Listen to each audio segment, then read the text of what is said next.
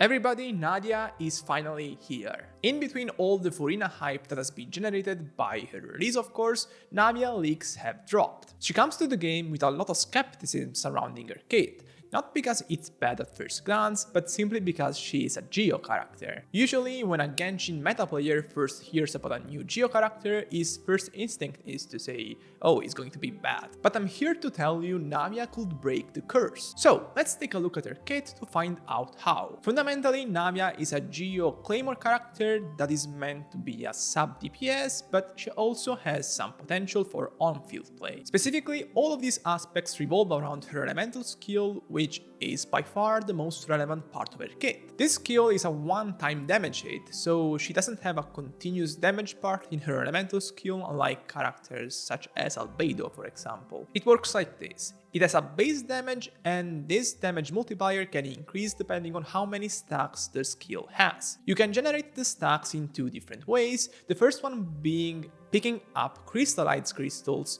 and the second one being getting the stacks from the burst, which I'll talk about later. For now, just know that if you can build 3 stacks, you will deal double the base damage with the elemental skill, so the base multiplier gets double. Additionally, for every stack you can build past the 3rd, up to the 6th stack, you will get a 15% damage bonus on the elemental skill damage. I've seen some people say that this damage bonus is damage multiplier, but its wording is the same as some other damage bonus talents, like Linne's passive that increases his pyro damage bonus, for example. So for now, I'm inclined to believe this is damage bonus, and I think that will be the case. For now, the wording of the elemental skill is quite vague, because it doesn't tell you how much damage you will deal at each stack level, and just tells you how much more damage you will do at maximum stacks. Also, while it seems that the elemental skill will deal a single instance of damage even at full stacks, so even if you get multiple hits, they will still contribute to a single instance of damage.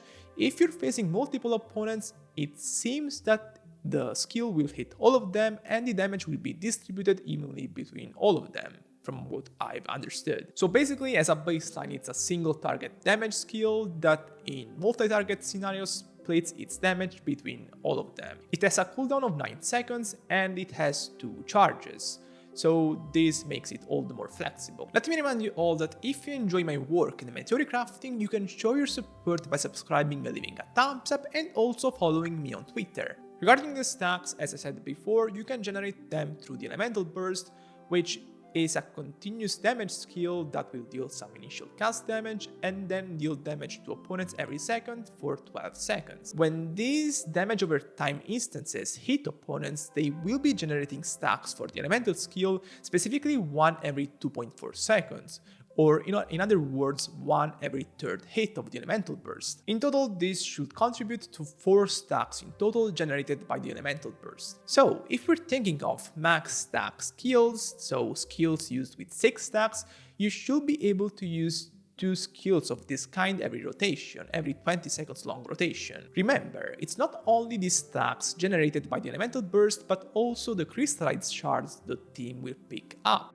Based on past leaks, people were expecting Navia to save and revolutionize the crystallized reaction, so to make this reaction that is pretty weak, strong, just like Nilou does for Bloom. What's happening here is very similar to what we got with Freminet, so a character using a weak elemental reaction to its own advantage. Navia even takes it up a notch, since her elemental skill has a hold version that allows her to absorb the nearby crystallized shards. So yeah, you won't have to run around to pick those damn shards up, and other than making Navia more comfy, it also makes our old set we all believe to be dead better, the archaic Petra, but we'll talk about this later. But first, what do you need to trigger these crystallized reactions?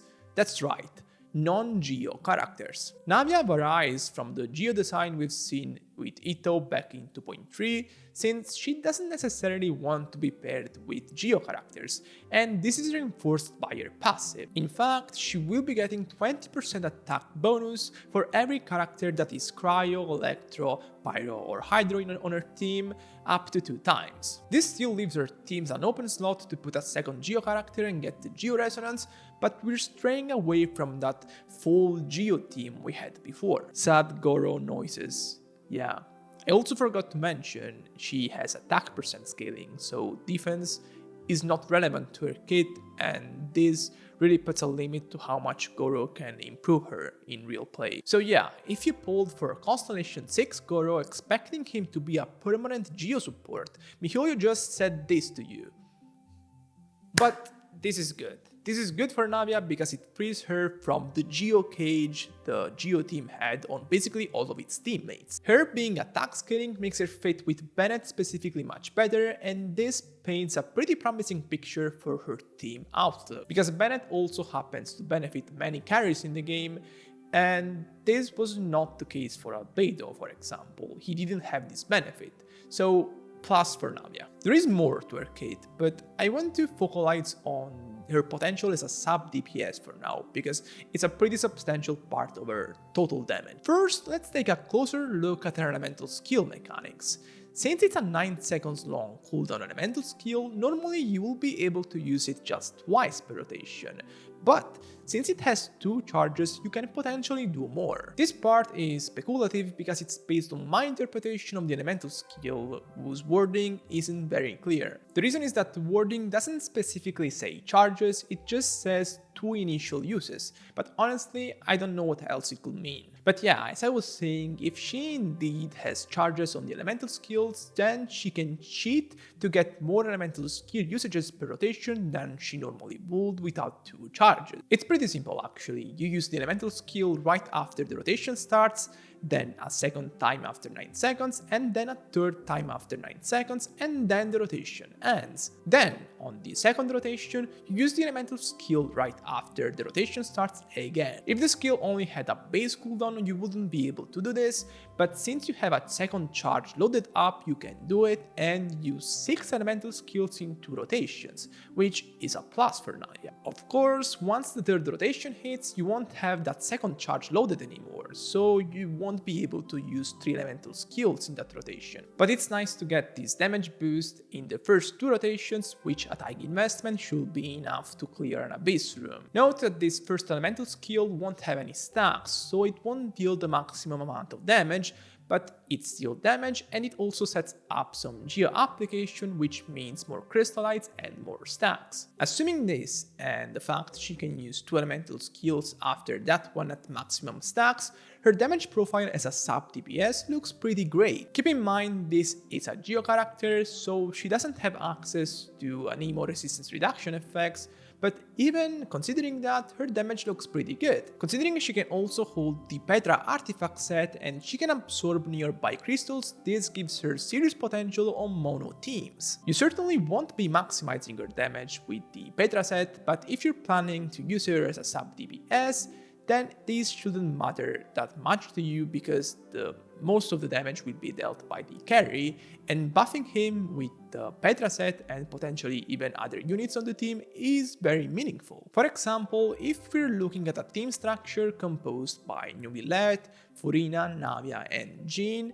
her holding the Petra set gives a 35% damage bonus to the vast majority of the team damage here, which is probably more meaningful in this scenario than her holding a set that increases her own damage more. Of course, there are also teams where the damage Navia will deal will be significant enough that you will need to amplify it, but I will cover all these scenarios in future team-based videos. But now let's jump to the second part of her kit, which at first glance is actually pretty relevant. After she uses her elemental skill, she will be getting Geo Infusion on her normal, charge and plunge attacks, and also 40% damage bonus. Again, this could be multiplicative, but it currently has the wording of a damage bonus passive. So what the fuck, TGS? Have you presented us Navia as a sub DPS until now for nothing? She can be carry? The reason I've separated the 2 parts of her kit is because this on-field potential of Navia is not very high.